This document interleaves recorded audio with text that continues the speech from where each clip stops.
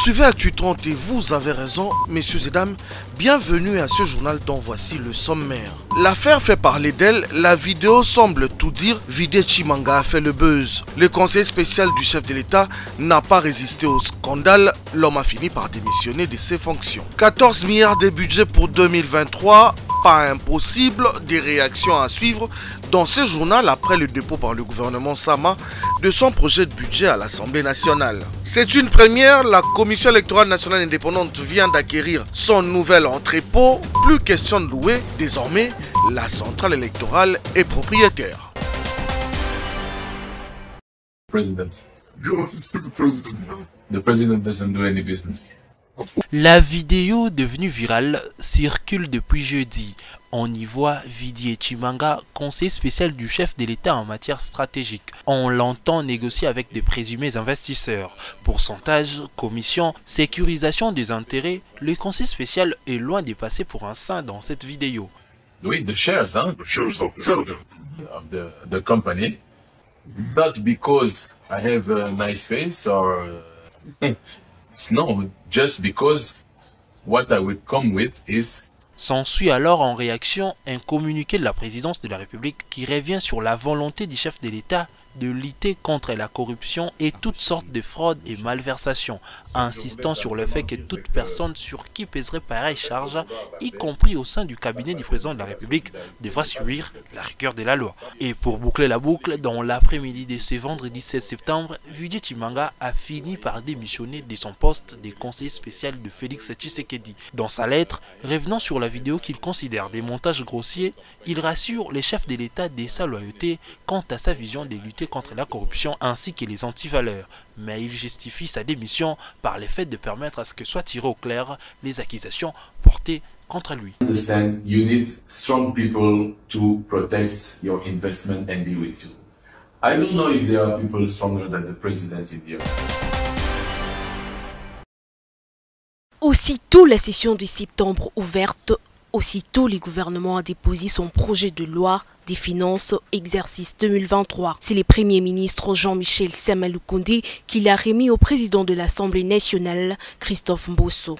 Le budget est évalué à plus de 14 milliards de dollars américains. Devait être respectueux des textes. Et ici, c'est cette manifestation de déposer pour la deuxième fois le budget dans les délais constitutionnels. Ces éléments, c'est d'abord les indications qui nous avaient été données clairement lors d'un Conseil des ministres en communication de son Excellence Monsieur le Président de la République de demander au gouvernement de tenir compte de l'aspect social, donc d'avoir vraiment un budget pro-social pour la République. Jusque-là, nous sommes sans cesse en accroissement du budget. Nous avions déposé un budget de près de 22 milliards de dollars pour l'exercice 2022. Cette fois-ci, nous déposons un budget qui atteint 29 milliards 520 millions de francs congolais, ce qui serait peut-être un équivalent de 14,6 milliards de dollars, une augmentation de 32%.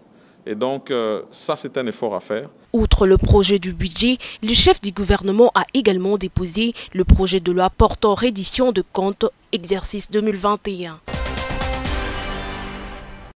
Plus que 48 heures avant l'ouverture de la session de septembre, session essentiellement budgétaire. Et attendu au cours de cette session, le dépôt du projet du budget 2023 au Parlement par le gouvernement Sama. Estimé à plus de 13 milliards de dollars américains, le budget 2023 pas encore déposé et débattu au Parlement fait déjà parler de lui. Le budget de 2023 qui est à peine en dessous de 15 milliards de dollars est sensiblement réalisable si nous sommes disciplinés. Et ce n'est pas compliqué. Je vous dis, et je vous l'ai déjà dit à plusieurs reprises, que le budget de la République démocratique du Congo, pour qu'il atteigne une masse critique acceptable, c'est 40 milliards de dollars.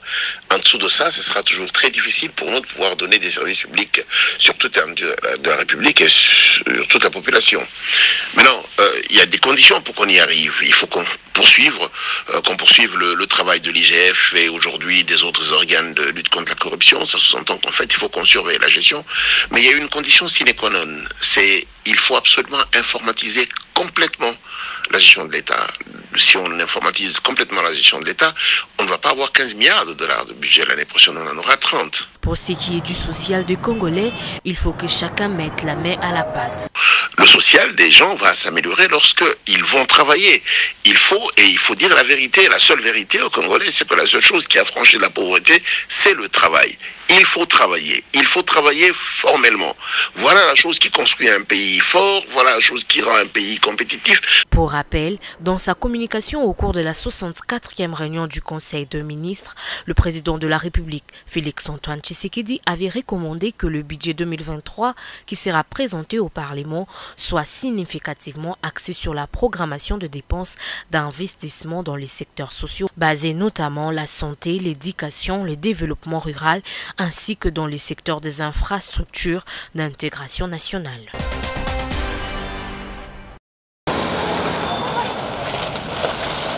La Commission électorale nationale indépendante dispose désormais de son propre entrepôt. Son président, Denis Kadima Kazadi, est allé visiter les jeudis 15 septembre ce nouvel espace situé dans le quartier Kingaboua dans la commune de Limete. Le numéro 1 de la CENI était accompagné de maître Patricien Seya Moulela, rapporteur de la CENI, et de Sylvie Biremono, questeur adjoint du bureau de la centrale électorale. Ces nouvel espace d'une superficie globale de 25 865 mètres carrés dispose de 3 bâtiments avec une capacité de stockage de 13 150 mètres cubes répartis en 4. Le nouvel entrepôt aura l'avantage de désengorger celui situé aux abords de l'aéroport de Djili, notamment en prévision de l'arrivée imminente des kits d'enrôlement des électeurs et des matériels annexes attendus par la Commission électorale nationale indépendante. À noter que l'acquisition de cet entrepôt est la première du genre, permettant ainsi à la CENI de ne plus louer des entrepôts comme elle a toujours fait auparavant.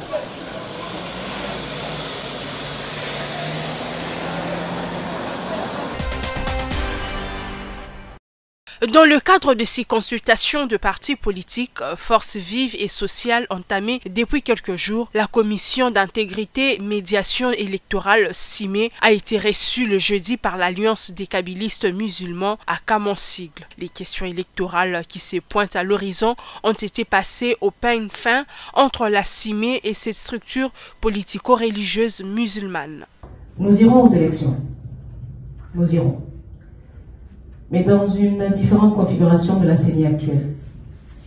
Car l'actuelle est impartiale. Elle est considérée comme proche des intérêts ethniques et politiques du président actuel de la République, candidat à sa propre succession. Democracy Talks, c'est l'appellation du cadre d'échange initié par le gouvernement suédois depuis 2019 après constat sur le recul de la démocratie dans le monde. En République démocratique du Congo, des jeunes et personnalités ont été invités à la résidence de l'ambassadeur de Suède pour échanger sur ce point important du développement d'une nation. Les différents participants ont donné leur point de vue sur la bonne marche de la démocratie en RDC. Démocratie selon le modèle congolais, la régularité de la parole en public, la séparation du pouvoir, point abordé par le ministre de la Communication et Médias Patrick Mouyaya. Les débats politiques n'ont jamais véritablement porté sur ce qui peut nous aider à nous construire. Généralement, les débats politiques et même les combats politiques portent sur la lutte contre un individu ou le positionnement d'un camp. Alors, ceci vous offre les désavantages tout de suite de passer à côté des vrais problèmes du pays. C'est ce qui explique que, par exemple, durant 60 ans d'indépendance, on n'a jamais débattu de comment économiquement on construirait ce pays.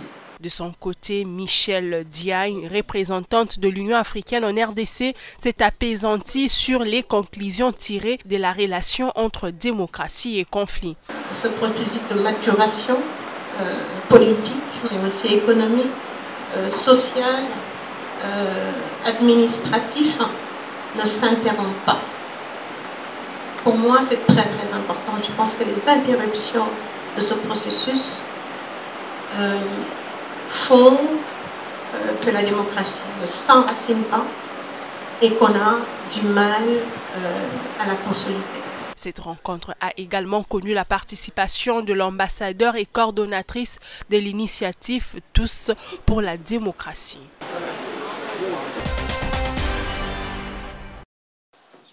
Le carburant acheté par les gouvernements congolais pour réapprovisionner différentes stations-service basées au pays n'est pas de mauvaise qualité. Des assurances données mercredi par les ministres des hydrocarbures Didier Boudimbu lors d'un point de presse organisé à Kinshasa. Devant les opérateurs pétroliers, il balaye ainsi d'un revers de la main les allégations selon lesquelles le carburant qui vient d'arriver en RDC via les ports des Mwanda dans les Congo centrales sont impropres à la consommation. Le carburant qu'on a acheté déjà avant qu'il arrive ici, il a déchargé à Lomé pour le Togo et je pense qu'il n'y a aucun problème au niveau du Togo. Mais ici, comme nous avons nos normes on s'est fixé certaines par rapport à ce que nous-mêmes, au niveau du ministère, au niveau de la République, on a eu à se fixer, on a l'obligation de régénérer pour que nous puissions répondre à nos normes. Mais cela n'empêche pas que le produit qui est là, il n'est pas malsain. Quand le produit arrive, si nous estimons qu'il y a des écarts, il y a un travail qui est fait au niveau des terminaux, soit de SOCIR ou de CEP. À travers ce travail-là, on va régénérer le produit pour que le produit puisse répondre aux normes de la République démocratique du Congo. Ces mêmes assurances ont été données tour à tour par les responsables des entreprises pétrolières, notamment SOCIR, Cobil, mais aussi les responsables de l'OCC. Rassurer tout le monde, nous pourrons rassurer le gouvernement, la population, qu'elle disposera des produits à normes et que ça fait plus de 50 ans que nous procédons à ce genre d'opérations. Donc les inquiétudes que se font le peuple, que se font les détracteurs, n'ont pas lieu d'être. Et au moment où nous parlons, l'OCC a déjà formellement pris position par rapport à cette annonce, en disant que c'était une tempête dans un verre d'eau. Et quand je dis tempête dans un verre d'eau, je suppose que vous tous, vous représentez ce que c'est une tempête dans un verre d'eau. Ce sont des annonces qui n'avaient pas lieu d'être. En outre, le ministre des Hydrocarbures a révélé que les compagnies d'aviation disposent désormais d'assez de kérosène pour assurer les vols au niveau national et international.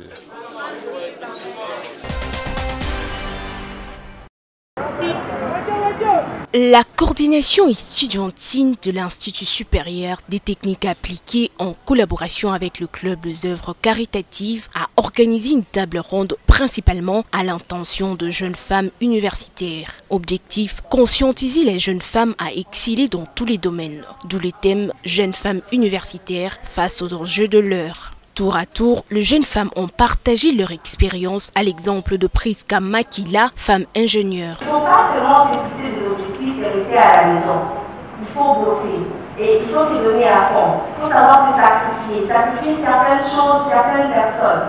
Donc c'est comme ça qu'on peut arriver à imposer le respect partout où on est, partout où on va. C'est grâce à notre cerveau. Présente à la cérémonie, la pilote Mamicho Ponchi et la députée nationale Christelle Vwanga ont encouragé les jeunes femmes à suivre le pas et honorer la gente féminine.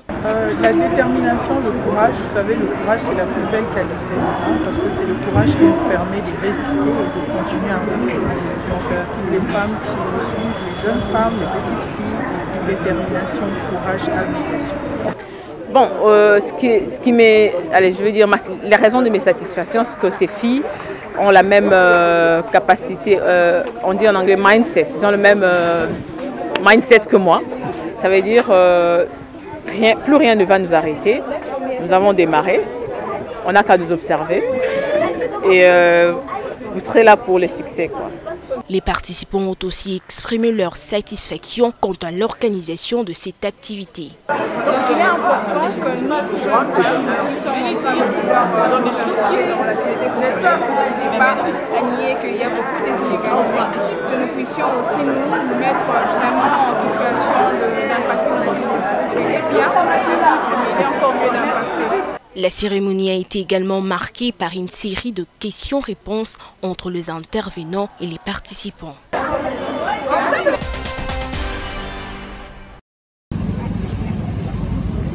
Jeudi 15 septembre, Le comité national des Jeux de la francophonie, conduit par son directeur Isidore Kwanja, a inspecté les travaux dans quelques sites où se tiendront les différentes disciplines sportives lors de la tenue des 11e Jeux de la francophonie prévus à Kinshasa du 28 au 6 juillet 2023. Cette itinérance s'inscrit dans le cadre du séminaire d'information à l'intention des journalistes de la capitale congolaise.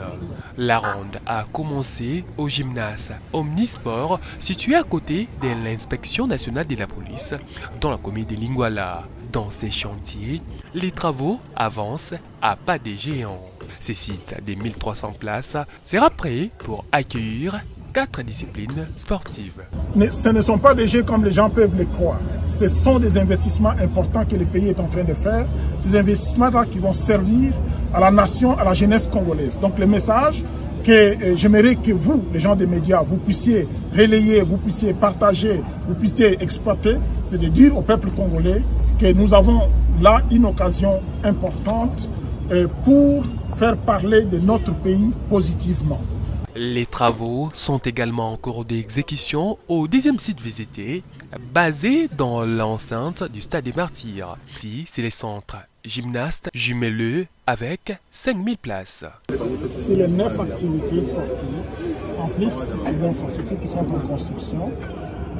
Il y a moyen, et donc vous avez visité vous-même, vous avez vu que nous avons toujours la possibilité d'organiser les Jeux. Les 11e Jeux de la francophonie ont la particularité d'abriter un ensemble de concours culturels, scientifiques, mais aussi des compétitions sportives.